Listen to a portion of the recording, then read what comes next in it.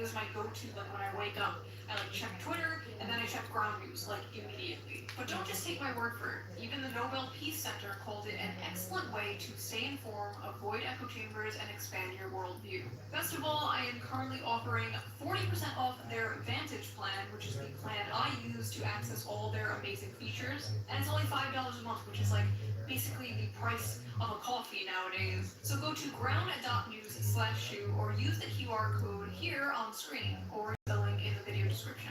So thank you to Ground News for sponsoring this video, and thank you, the viewer, for not skipping the ad. Right. So let's get back to the video. Book Talk is a very interesting place, and any book fans out there know how it has absolutely destroyed the hobby of literature and just flooded it with absolute slop. Spicy slop. You see, books on TikTok are not rated by how well they are written or how good the characters are. No, they are rated by the spice. And what does spice mean? Porn. It means porn. Spice level is very important to book talkers. How much spice does a book have? What are the spiciest books they've ever read? How spicy is the book they're currently reading? Spice, spice, spice. The spiciest book going viral on Book Talk lately is none other than Morning Glory Milking Farm by C.M. Nascosta. Violet is a typical down-on-her-luck millennial, mid-20s, overeducated, and drowned in debt. Oh my god! She's just like me! On the verge of moving into her parents' basement, when a lifeline appears in the form of a very unconventional job in the neighboring Camber Creek. She has no choice but to grab it with both hands.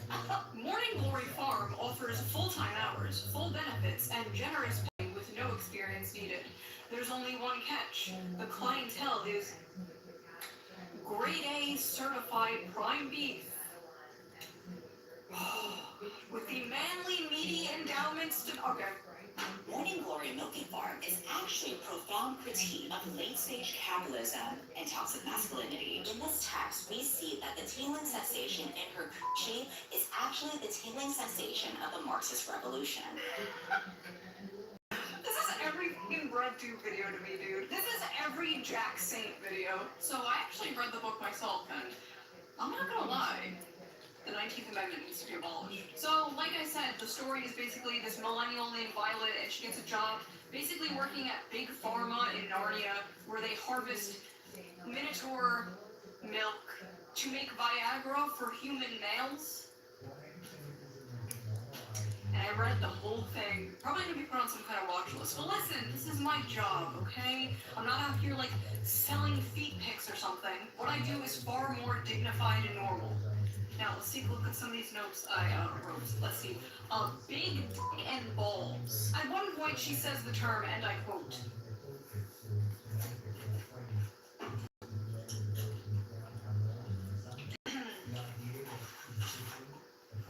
the seam of his sack. So I'm reading this, and the whole time I'm thinking, like, okay, he probably has, like, a human head, right? He probably, like, looks something like this, like, you know, just a dude with, like, horns. And then I see the official artwork. That's a cow. Bro is a cow. Bro is a straight-up cow. In a few parts, they're being intimate, and it will be like, his hooves clip-clopped. My hooves will tear up your sheets. And it's like, I'm sorry, his what? At one point, she describes kissing him. And I swear to God, it was more disgusting than anything else described in this book. She's like describing how big and wide his mouth is and how big and like slimy his tongue is. She's like describing this shit and you're just like, that's a cow. I mean, we're at a solid 5.5 on the Barbeau scale here. This is dangerous territory, folks. She also his ankles. She the cow's ankles. By the way, if you want an uncensored version of this video and all my videos, Patreon. Go to Patreon, become a member. All members get the uncensored version of every video, so you can hear me talk about bring a cow's ankle. Is that what you freaks want? Anyway, I like how in this fantasy world, student loans still exist. Like, we can imagine a world with minotaurs and humans in a relationship, but we can't imagine a world without student loans.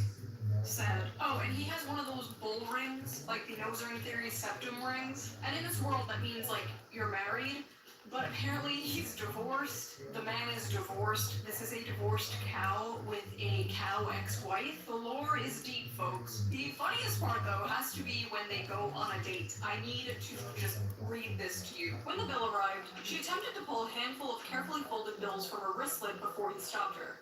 No, that's absolutely Wait, what? What's up? You're in the newbie? Looking, bro. What's up?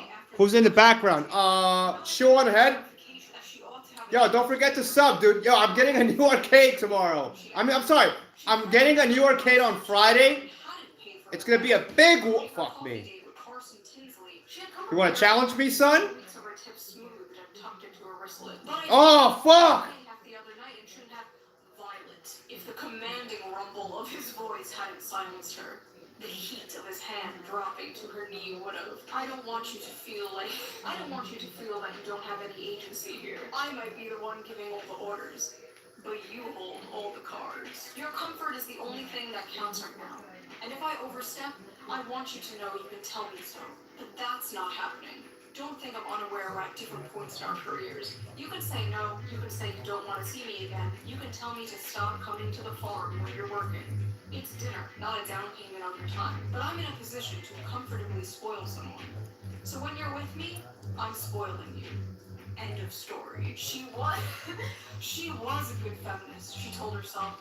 And she definitely couldn't be bald. But if he had suggested at that moment that he would have appreciated a blowjob, she would have fallen face first on his cock with an open mouth without a shred of hesitation. Inside every woman, there are two wolves.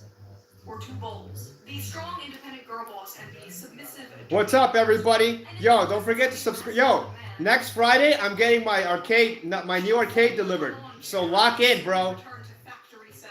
It's dinner, not a down payment for your time. But I'm in a position to comfortably spoil someone. So when you're with me, I'm spoiling you. End of story. I highlighted that paragraph for myself. Clean up aisle 5. So that's what I thought of it. But what did other people think of it? What are the reviews on this book? This book has a 4.1 on Amazon with 21,000 ratings and a 3.6 on Goodreads with nearly 60,000 ratings. Let's just read some random ones here. Hear me out. Hear me out. A milking good time. Sweet and creamy. The spice is spicing. I was very leery of starting this because I thought it was just going to be... The plot is pretty good. The plot? Please.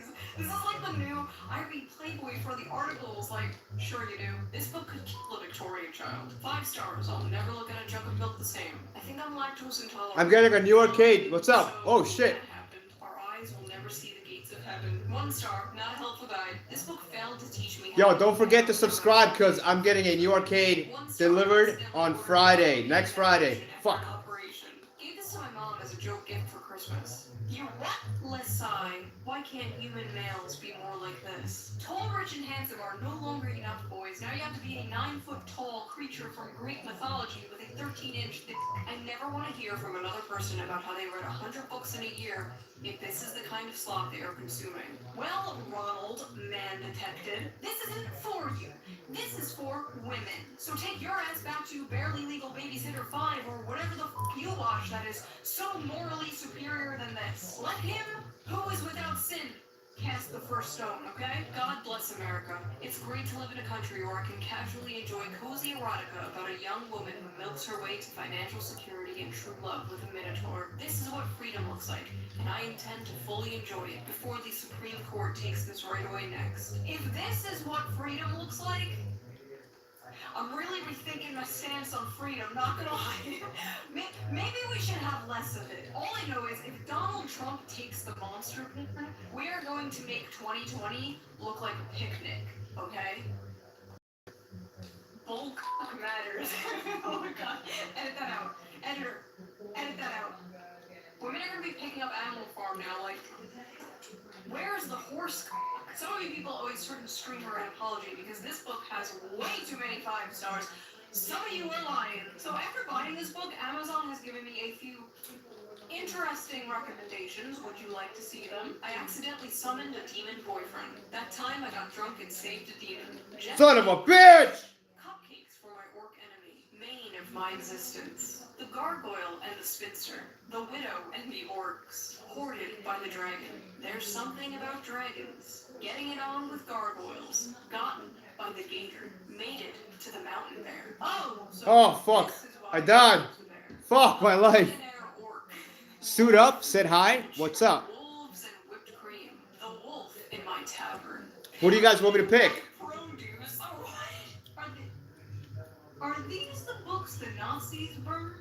My husband only reads finance and sci-fi, and so I think it's about time that I introduce him to some real literature. So the first book that I would like to introduce you to is called Morning Glory Milking Farm. And it's not a normal milking farm like with cows. What it is it's big, bulky minotaurs, and it's a special type of milking. See, honey, she's a stepsister, and she got stuck in the washing machine again. Women on TikTok are openly, proudly talking about the porn they consume and getting mad at people when they make fun of it. I hereby ban men from reacting to romantasy on TikTok. Best-selling romantasy books like A Court, Thorns and Roses and The Fourth Wing contain descriptions of hot sex.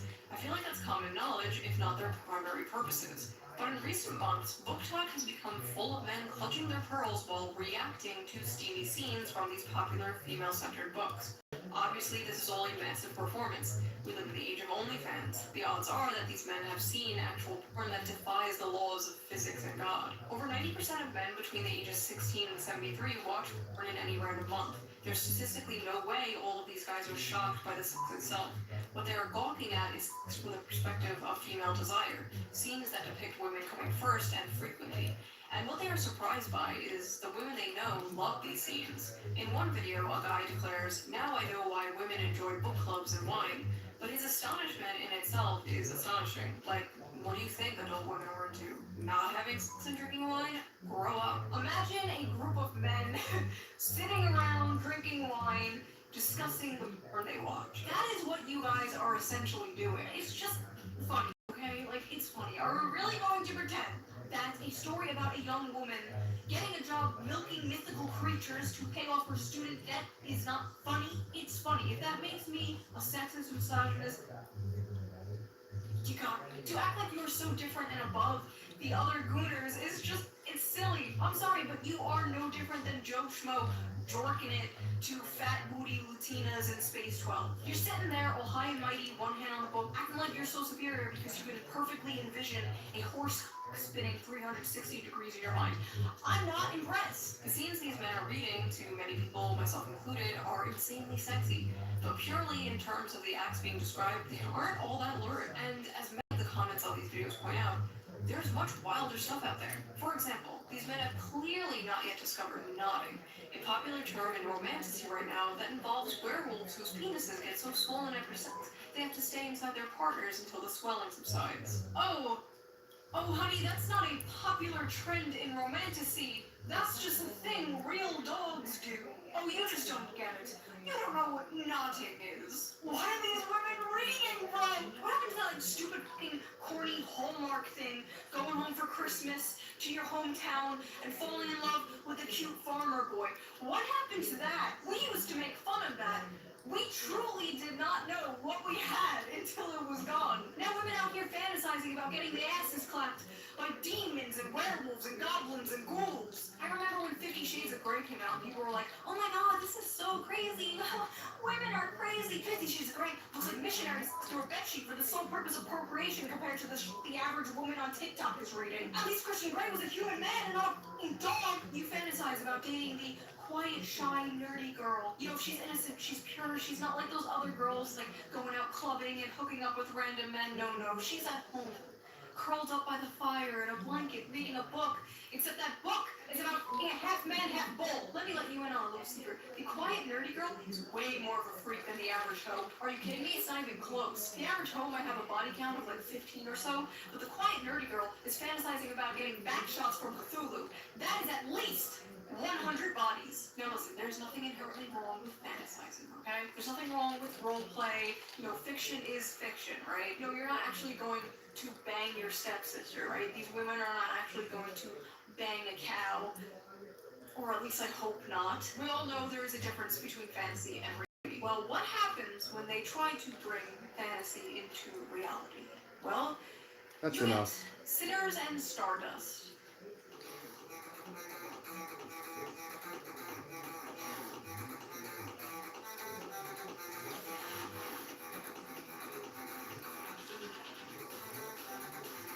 what in the eyes wide shut is going on here? Sinners and Stardust was supposed to be a dark romance ball for romantasy authors and fans alike. So what's the big deal? Seems like a fun, sexy time, right? Maybe, if you're a woman. If you're a man, the night may have gone a little differently for you. Alright, y'all, it appears I have to make a post that I'm frankly pretty goddamn upset I have to make. This post is for the readers who don't understand consent and boundaries only. A lot of you may know my good friend Animus. He's attended a signing of mine in the past and obviously is a musical artist. This past weekend, he attended Sinners and Stardust and probably had one of the most heartbreaking experiences. So listen, he's a man, right? But do we think that means it's okay to put your hands all over him without consent? Or to put your hands in his waistband or down his pants or touch his hello? Do we think it's okay to quite literally back him into a corner and touch all over him to the point that he literally cannot tell how many hands are on him and whose are whose? Do we think it's okay to send him into an actual panic attack because of this? Furthermore, do we think it's okay to interrogate him and insist he detail how he kidnapped a woman despite him repeatedly saying he wouldn't do that and that is fiction, and then attempt to follow him when he tries to get away? And if that wasn't enough, during the time of this mob, him and another author received notification that an air tag was tracking him, which showed on his person all the way to his hotel room. They molested this guy until he passed out from anxiety, and then they put a tracker on him in order to stalk him back to his hotel. This poor guy, dressed like a character in one of the romantasy books at this romantasy convention full of women. That is like throwing roast beef into a pit of wolves. Or in this case, throwing a wolf into a pit of roast beef. I remember years ago there was this thing called cosplay is not consent. Basically it was a campaign to bring attention to the fact that people at conventions would often come up to women dressed in sexy costumes and just grope and grab them without their consent. Yeah, apparently we have to bring that back because these women did not get the memo. I've been a furry for over a decade and attended a lot of fur cons. Sure, sometimes weird shit happens, but honestly I can't believe the dark romance crowd is out here acting like this. Like, me and my buddies and our fursuits are more respecting of consent and bodily autonomy. Get your shit together, y'all. When the furries are calling you out for being freaks, you need to reflect. Something has gone horribly wrong. Not only were the men at this book talk convention assaulted, but women were also assaulted by women. Multiple women, including a performer, reported being assaulted there as well. Even an author there said she was groped and dragged away from her friends and said no matter how many times she said no, quote, my words did nothing. May I remind you, this is a book convention, okay? For books. Literal BDSM clubs are more respectful than this. There needs to be more studies on how this stuff affects women's brains, because clearly some are unable to tell the difference between fantasy and reality. Ivy Lipton, a doctoral candidate in human sexuality, actually wrote about this for EB Magazine. I don't know what a doctoral candidate in human sexuality is, but she's hot, so I trust her. Your brain on orgasms isn't neutral. Dopamine release during climax is a powerful conditioning agent. What you repeatedly fantasize about becomes necessary for arousal. If your erotic imagination centers around abuse, monstrous violence, and submission to non-human entities, your brain is reprogramming itself to crave just that. It's not empowerment, it's neuroplasticity at its darkest. Scientists, psychologists, and the general public often state that men are visual and women are emotional. When it comes to sex, men can be turned on instantly by a single image despite their mood, and women need to be turned on emotionally to get in the mood. So it stands to reason that porn for men is visual and for women is in the mind. I'm not equating porn to smut novels because one is a video of two people actually having real sex and the other is, well, just words on paper. I'm however talking about the effect on the consumer. We know watching porn is bad for the brain. That's been proven and only rejected by gooners who don't want to give it up. But is reading smut bad? You might say, duh, that's the whole point. Okay, fair enough. So let me rephrase, is reading smut harmful? Should we shame people for things that are wrong, immoral, or harmful? In my line of work, I've been told many times that shame has no place in sex. But if I use my brain for 2 seconds, it's clear that line of thinking is nonsense. Incest should be shamed, bestiality should be shamed, philia should be shamed. I'm not equating monster smut with these things, but there are 50 shades of gray, so to speak, along the spectrum of harmful. Conditioning your brain and body to associate pleasure with monsters, slavery, or sexual violence is not healthy. Basically, they're cooked. Like, women are cooked. They're frying their brains with this stuff. It's a pipeline, right? It's like the infamous evil alt-right pipeline. You know, you start watching Shoe on Head, owning feminists in 2015, and then in 2025 you're hailing Hitler, right? You know, the alt-right pipeline. And this one's like you're reading Morning Glory Milking Farm, and the next thing you know, you're Mrs. Hands, right? Just say no. Just say no to monster porn. But why is monster smut so popular with women in particular? Like, you rarely see the opposite, and when you do, it's just like a girl with cat ears and fangs, or like a 10-foot-tall dummy mummy vampire with giant teeth. Meanwhile, women are like, I want the pollution monster from Fern Gully. So people on Reddit asked this very question. Let's see the responses. Why do you guys like monster romances? Asking for a friend. Several reasons. One, human men are quite often terrible. Romance books with human men are already partly fantasy, but monsters just takes the fantasy bit further. Two, it's sort of human nature to imagine relationships with paranormal beings and creatures. We've been doing it in literature and art for centuries. It's just gotten a lot more graphic now, lol. Three, unique body forms / parts and so many different kinds of dicks. Scary, mean, terrifying creature is sweet to her, kind, takes care of her, protects her, works hard to be gentle, etc. Maximal escapism, minimal association to real-life animals, the patriarchy, misogyny, and oppression of women, etc., etc. Because the monsters are less dangerous than dating actual men. As a fat woman of color, modern, contemporary, and even fantasy romances are hard to click to because they are almost always about thin white women and just too. Fuck me, dude. Real life is not always attainable for fat women / women of color. In monster alien romance, though, my